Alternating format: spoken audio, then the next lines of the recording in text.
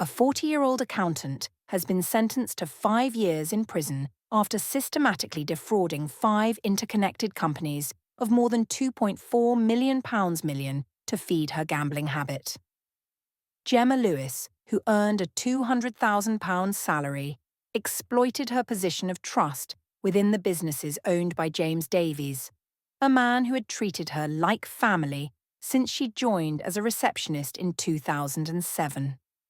Newport Crown Court heard how Lewis's crimes unfolded after the company transitioned to online banking in 2017, the same year she qualified as an accountant with training funded by the business. Prosecutors detailed how she manipulated payment systems, disguising fraudulent transfers to herself as legitimate third-party transactions. Between 2018 and 2023, these illicit payments totaled £3.6 million, with £2.4 million representing pure theft after accounting for her substantial salary and authorised payments. The scale of Lewis's deception became apparent when £1.4 million was traced directly to gambling platforms, with additional funds spent on cryptocurrency investments, £67,000, and foreign currency transactions, £9,000.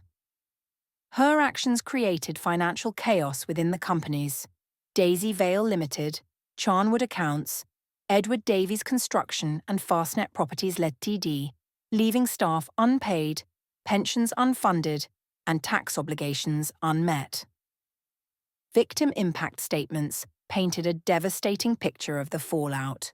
Director Mark Cotter described being medically signed off work due to stress before ultimately resigning, while another employee was unable to access her pension.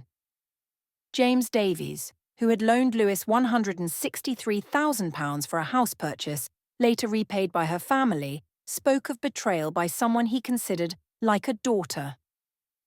Defence counsel Neil Corey attributed Lewis's actions to a lifelong gambling addiction, noting she had remained gamble-free for over a year and wished to help others avoid similar destruction.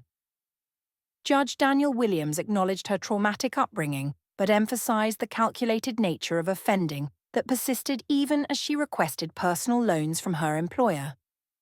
The case highlights the devastating intersection of addiction and financial crime, with Lewis's sentence reflecting both the breach of trust and the ripple effects on employees and public finances. As she begins her prison term, the businesses face rebuilding both their accounts and workplace morale in the wake of the betrayal.